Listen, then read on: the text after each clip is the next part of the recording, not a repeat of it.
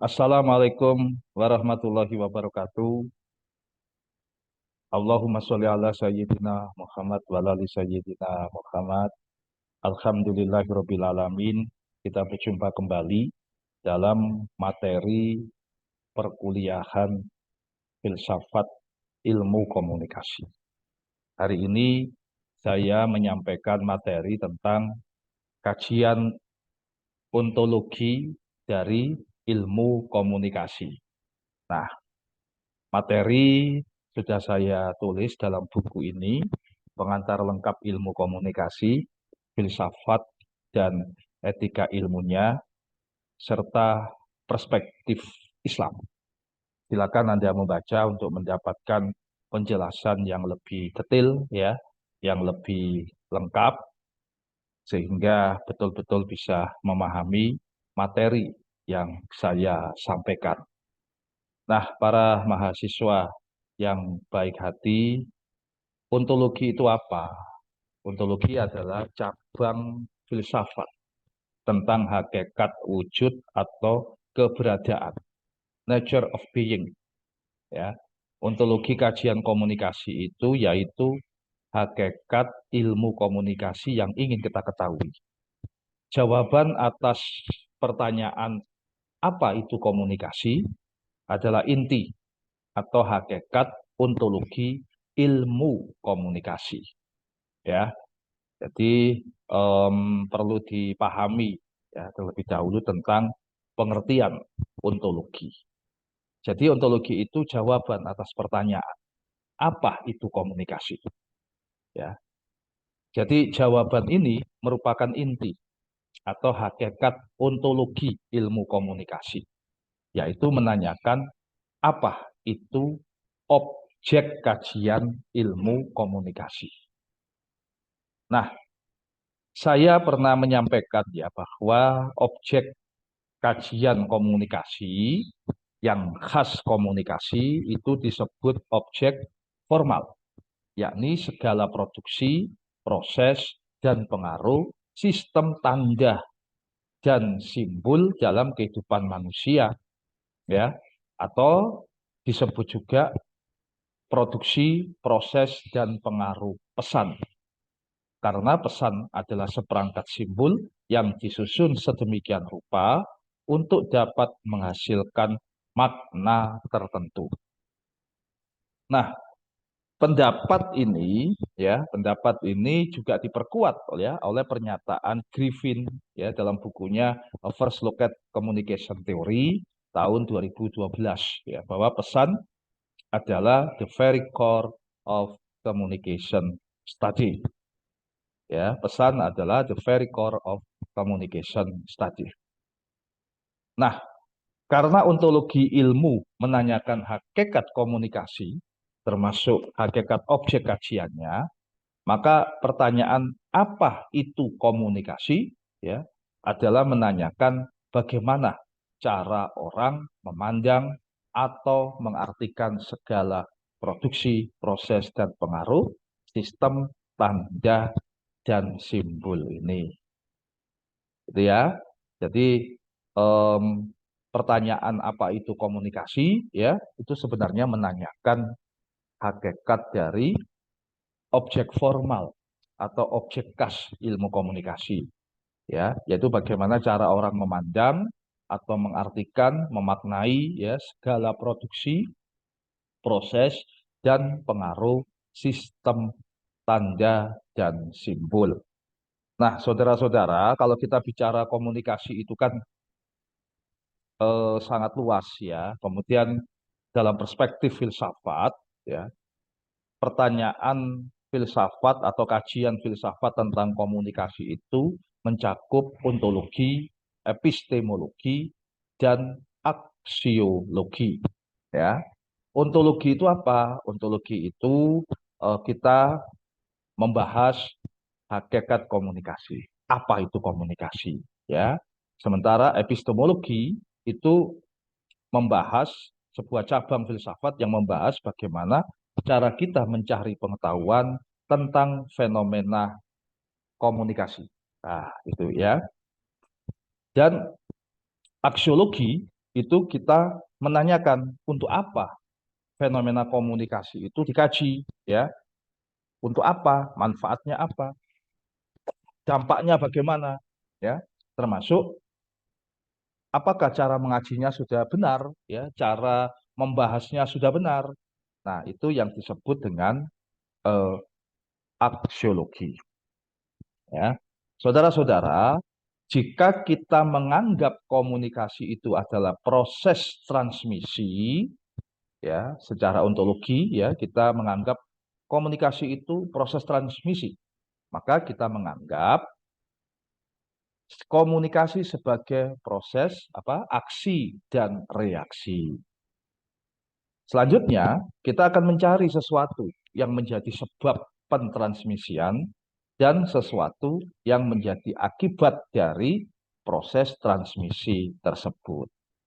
Artinya, cara mencarinya adalah dengan metode yang memosisikan responden sebagai objek yang hanya merespon terpaan dari proses transmisi itu. Jadi, eh, kalau kita menganggap ya secara aksiologi bahwa komunikasi itu proses transmisi, ya, maka ya secara epistemologi, ya kan, kita akan menggunakan metode yang memposisikan responden sebagai objek yang hanya merespon terpaan dari proses transmisi itu. Nah, ya. Jadi eh, ontologi, cara pandang kita terhadap being atau hakikat itu juga pada akhirnya juga mempengaruhi cara kita mencari kebenaran dari sebuah fenomena, ya, atau epistemologi, ya. Nah, sebaliknya, jika kita memandang segala produksi, proses, dan pengaruh sistem tanda dan simbol ini terjadi dalam situasi transaksional, jadi bukan transmisi, ya, tapi transaksi, ya. Transaksi itu apa? Yaitu situasi yang menekankan pada relasi-relasi antar individu, ya, termasuk bagaimana relasi-relasi itu saling mempengaruhi satu sama lainnya. Nah, jika kita memandang demikian secara ontologi, ya, maka ya cara memandang, mengartikan atau memahami hakikat komunikasi ini, ya, eh, apa namanya, mengartikan bahwa semua produksi proses, ya, pengaruh dari sistem simbol, ya, itu merupakan konstruksi transaksi, ya. Kita kemudian secara epistemologi, ya, menganggap bahwa informan atau individu-individu memiliki kemampuan di dalam memaknai pesan. Nah, ini ya, jadi kalau kita secara ontologi menganggap bahwa komunikasi itu sebagai situasi transaksional. Jadi bermacam-macam gitu ya.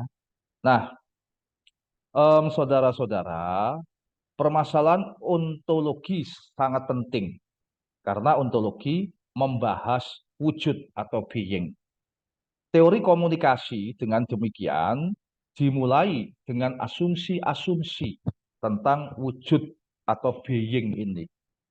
Misalnya, asumsi tentang apakah fenomena komunikasi, ya. Fenomena komunikasi itu apa? Ya. Kemudian asumsi apakah fenomena komunikasi itu bersifat transmisi satu arah atau interaksi dua arah atau transaksi, ya. Apakah sebenarnya objek kajian komunikasi? Ya, pada akhirnya, permasalahan-permasalahan ontologi dapat membantu ilmuwan untuk lebih fokus mengkaji fenomena komunikasi dengan tidak bertumpang tindih dengan ontologi ilmu yang lain. Gitu, okay? Ya, bisa dipahami ya. Kemudian, pada akhirnya bisa memperkaya kajian untuk lebih komprehensif karena munculnya beragam paradigma sebagai akibat cara seorang ilmuwan mengonseptualisasi komunikasi sangat bergantung pada bagaimana dia memandang komunikasi. Ya. Nah, ini tentu diperkuat oleh pendapat Littlejohn ya, bahwa isu-isu di area ontologi ini ya, sekali lagi isu-isu di area ontologi ini merefleksikan perbedaan-perbedaan pandangan tentang hakikat atau sifat dasar pengalaman manusia. Saudara-saudara, secara ilmu sosial ya, sama seperti ilmu sosial lainnya, ontologi ilmu komunikasi berkaitan dengan keberadaan manusia dan interaksi yang dilakukannya, baik sebagai individu maupun kolektivitas budaya. Ya, jadi sama dengan ilmu sosial lainnya seperti sosiologi. Ya, secara ontologi ilmu komunikasi itu berkaitan dengan keberadaan manusia dan interaksi yang dilakukannya, baik sebagai individu maupun ya, kelompok atau kolektivitas sosial budaya. Nah, lebih spesifik, isu-isu ontologi dalam ilmu komunikasi berkaitan dengan hakikat interaksi sosial manusia, yaitu apa? Khusus untuk ilmu komunikasi, ya, hakikat interaksi sosial manusia itu apa? Yaitu segala produksi, proses, dan pengaruh sistem tanda dan simbol. Jadi orang komunikasi itu memaknai interaksi itu apa? Interaksi sosial ya, pada hakikatnya merupakan ya kumpulan dari produksi, proses, dan pengaruh sistem tanda. Ya, nah ini yang diartikan sebagai interaksi sosial dalam perspektif ilmu komunikasi. Nah, saudara-saudara, secara ontologis, komunikasi sebagai sebuah realitas pada awalnya dianggap sebagai proses linier. Ya, jadi komunikasi itu muncul ya didominasi oleh pandangan secara ontologi bahwa proses komunikasi itu bersifat linier. Ya, nah pandangan sebagai proses yang linear ini merupakan imbas ya, dari perkembangan ilmu alam. Ya, karena memang ilmu yang banyak berkembang pada awalnya itu adalah ilmu alam atau natural science. Dominasi ini masih terasa hingga tahun 1950-an. Nah, silakan Anda baca di Adler and Rodman tahun 2006 ya. Nah, proses linear dari komunikasi ini muncul sebagai akibat anggapan bahwa fenomena alam dan sosial dianggap sama. Ya. Jadi ada ilmuwan yang beranggapan bahwa proses sosial, ya, proses yang terjadi secara apa namanya itu fenomena alam, ya, itu dianggap sama. Ya. Jadi gagasan intinya ilmu komunikasi ya itu menganggap jika komunikator menyampaikan pesan, kemudian pesan itu diarahkan pada khalayak ya dengan menggunakan media-media komunikasi tertentu, maka akan keluar hasil yang diinginkan oleh komunikator tersebut.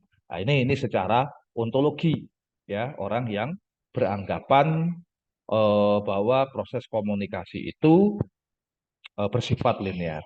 Nah, saudara-saudara, wujud proses komunikasi ini mengalami perubahan ketika ilmuwan menganggap faktor manusia mulai diperhitungkan. Ya, sekali lagi, wujud proses komunikasi yang linear tadi itu mengalami perubahan ketika ilmuwan menganggap faktor manusia ya itu harus diperhitungkan. Nah, apa maksudnya? Yaitu menganggap manusia sebagai entitas yang berbeda karakteristik dengan objek kajian ilmu alam. Ya. Nah, Ilmuwan fokus mengkaji dinamisasi karakter manusia dalam produksi, proses, dan pengaruh sistem tanda dan simbol, termasuk mengaji arus pesannya. Ya, jadi proses komunikasi itu termasuk juga mengkaji arus-arus pesannya, ya, itu dibahas ya dengan melihat dinamisasi karakter manusia. Nah, ya, bagaimana alternatif pendapatnya, saran dan cara-cara pemecahan masalah yang timbul dari keinginan bersama dan pengaruh pesan pada perubahan sosial. Nah, jadi dinamisasi manusia itu tampak ya, pesannya bagaimana ya, bagaimana alternatif pendapat, saran dan cara-cara pemecahan masalah yang timbul dari keinginan bersama ya, dan pengaruh pesan pada perubahan sosial ya, itu akhirnya menjadi bahasan ya, bahwa produksi proses dan pengaruh sistem tanda dan simbol itu tidak sepenuhnya ya dipengaruhi atau dideterminasi oleh komunikator ya, tidak satu arah ya, tetapi setiap individu ya memiliki kapasitas dalam mengkonstruksi realitas. Nah, cara pandang baru ini bukan linier tetapi ya disebut konvergen atau sirkuler, yaitu model yang memungkinkan terjadinya komunikasi partisipatoris. Ya, partisipatoris itu adanya kebersamaan, ya, adanya proses dua arah yang timbal balik. Nah, saudara-saudara, saya mereview ya beberapa literatur seperti Guba and Lincoln ya, kemudian saya pernah menulis ya tahun 2014 juga tulisannya Lubis, tulisannya Deddy Mulyana, Newman, Wimmer and Dominic ya. Nah, dari berbagai tulisan itu ya termasuk juga ketambahan dengan Anderson and Bain, Griffin, Littlejohn ya, Littlejohn and Foss, Mulyana, Newman, Lubis dan lain sebagainya. Setidaknya ada 4 pertanyaan atau masalah atau isu ontologi ya dalam membahas objek kajian komunikasi, yakni kemampuan manusia untuk membuat pilihan bebas, ya, kemudian perilaku manusia dinamis atau statis, ya, kemudian pandangan tentang pengalaman manusia bagaimana, serta yang terakhir, ya, peristiwa komunikasi itu bersifat universal atau kontekstual. Nah, keempat pertanyaan ontologi ini ya menghasilkan cara pandang yang berbeda ya. Cara pandang inilah yang kita sebut dengan apa? Paradigma ya, dengan paradigma. Saya langsung saja ya. Satu, ada isu tentang apakah manusia itu bebas membuat pilihan-pilihan bebas. Nah, ini ya. Nah, perdebatan tentang siapa manusia sebagai objek ontologi ini berkutat pada penentuan apakah manusia mempunyai keinginan bebas atau free will, atau sebaliknya manusia melakukan tindakan karena pengaruh lingkungannya. Ilmuwan subjektif atau konstruktivistik menganggap perilaku manusia dianggap hasil pilihan bebas yang disebut oleh Griffin sebagai ultimately voluntary. Jadi menurut orang konstruktivistik ya, orang konstruktivistik bahwa manusia itu memiliki free will ya, mampu mengkonstruksi sendiri realitas ya. Jadi manusia itu dianggap memiliki kemampuan menentukan segala hal yang dilakukannya. Ya, manusia juga memiliki kemampuan mengapa melakukannya dan menentukan akibat yang ditimbulkan dari tindakan itu. Ya, individu mempunyai kemampuan mempersepsi realitas sesuai dengan keinginan dan kepentingannya Sehingga terbangunlah suatu dunia subjektif dalam pikiran individu.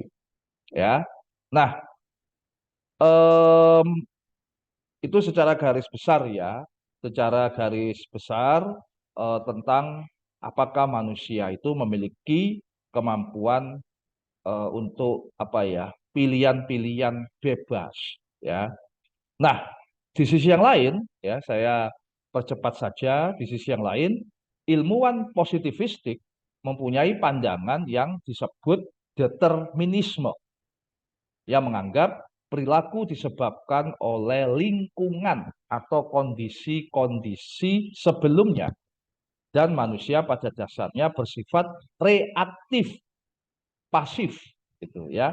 Nah, pandangan ini disebut realisme ya, realisme naif ya, ini realisme naif karena perilaku manusia disamakan dengan gejala alam ya, seperti hukum sebab akibat.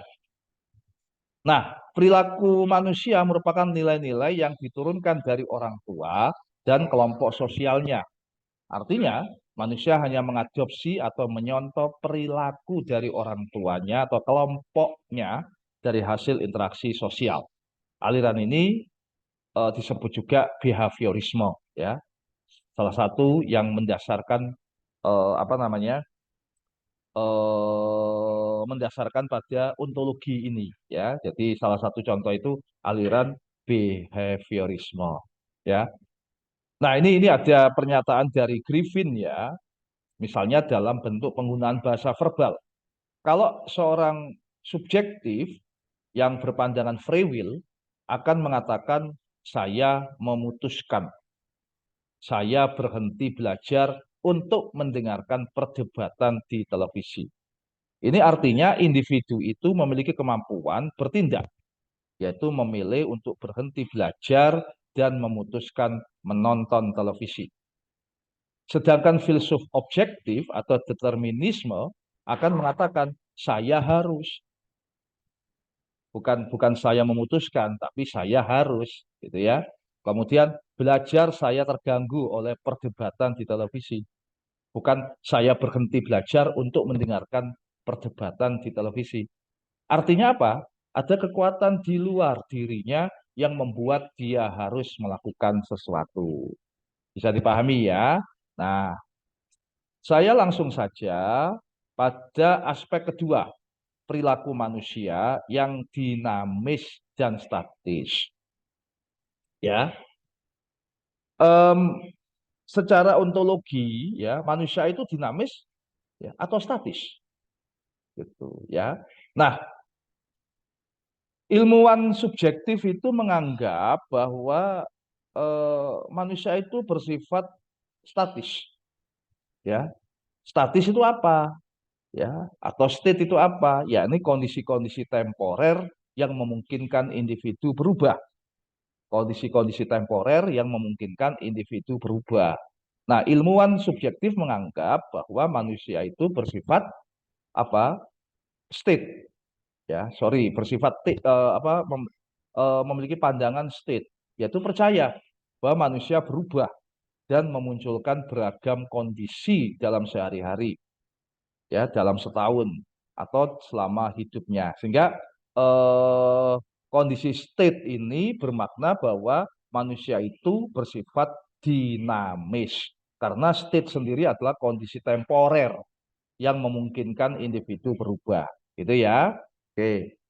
Nah, em, pandangan ini memandang karakteristik manusia bersifat dinamis, sehingga kebenaran suatu realitas bersifat relatif. Ya, satu relatif. Kemudian yang kedua berlaku sesuai konteks yang dinilai relevan oleh manusia itu dan pelaku sosial lainnya, ya kan? Sehingga manusia itu dinamis, berubah-ubah, relatif gitu ya. Nah, sementara untuk ilmuwan objektif ya memandang bahwa manusia sebagai aktor komunikasi bersifat apa? Memiliki apa ya? Sifat atau traits ya, yakni percaya bahwa manusia adalah bersifat dapat diprediksi karena mereka menampilkan karakteristik konstan atau konsisten sepanjang waktu. Ya, jadi kalau ilmuwan subjektif tadi itu memandang manusia sebagai state, ya, yaitu kondisi yang temporer yang membuat individu bisa berubah-ubah, makanya manusia dianggap dinamis. Sementara untuk orang objektif menganggap manusia itu sebagai traits atau sifat, ya, yakni memiliki karakteristik konstan atau konsisten sepanjang waktu. Sehingga apa? Sehingga realitas sosial itu tidaklah random, tapi terpola dan teratur sehingga dapat diukur dengan apa? Dengan standar tertentu, dapat diprediksi, gitu ya, seperti yang berlaku pada fenomena alam, ya. Nah, itu secara garis besar ya. Nah, sekarang yang ketiga, pandangan tentang pengalaman manusia. Banyak ilmuwan objektif memandang manusia sebagai individual, ya. Walaupun para ilmuwan tersebut paham bahwa orang-orang tidak secara nyata terisolasi satu sama lainnya dan bahwa interaksi adalah penting, mereka menginterpretasi perilaku seakan-akan sebagai milik individu. Nah, unit analisis dari ilmuwan berpaham ini adalah jiwa manusia sebagai individu. Ya, beberapa ilmuwan subjektif fokus pada kehidupan sosial sebagai unit analisis primer.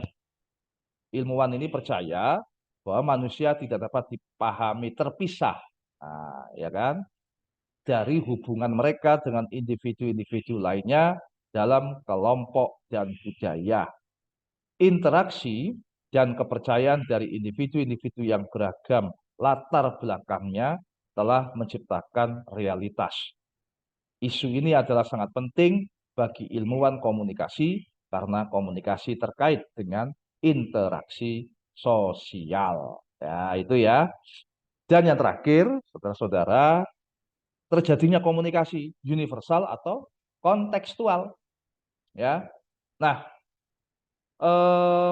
bagi ilmuwan objektif, ya, bagi filsuf objektif, percaya bahwa kehidupan dan tindakan manusia sangat dipengaruhi, ya, sangat mudah dipahami dengan melihat pada faktor-faktor universal. Ada realitas yang nyata yang diatur oleh kaidah-kaidah tertentu yang berlaku universal dan tidak dapat berubah, ya, disebut immutable natural law. Sekali lagi ya, disebut immutable natural law. Karena diatur oleh prinsip universal, maka realitas ini bebas dari ikatan konteks dan waktu, sehingga realitas dapat digeneralisasikan. Artinya, bersifat universal dan terjadi pada semua konteks sejarah dan budaya. Gitu ya. Jadi perilaku komunikasi, peristiwa komunikasi dianggap universal. Tetapi ilmuwan subjektif di sisi yang lain percaya bahwa perilaku manusia bersifat beragam, kontekstual, dan tidak dapat digeneralisasikan dalam situasi tertentu. Realitas adalah hasil konstruksi mental dari individu pelaku sosial, sehingga realitas dipahami secara beragam dan dipengaruhi oleh pengalaman, konteks dan waktu, bersifat lokal, ya, kemudian spesifik dan konstruktif. Ya, demikian yang ingin saya sampaikan terkait dengan pandangan ontologi, ya, terhadap proses atau fenomena atau peristiwa komunikasi. Nah, secara ontologi ini ya, akhirnya menghasilkan dua paradigma besar, ya, paradigma objektif, ya, dan juga paradigma subjektif. Semoga bermanfaat apa yang saya sampaikan, semoga berkah dan mudah dipahami, ya. Selamat belajar, ya. Mari kita tutup dengan hamdalah alhamdulillahirabbil alamin wallahul muwaffiq ila aqwamit thoriq. Assalamualaikum warahmatullahi wabarakatuh.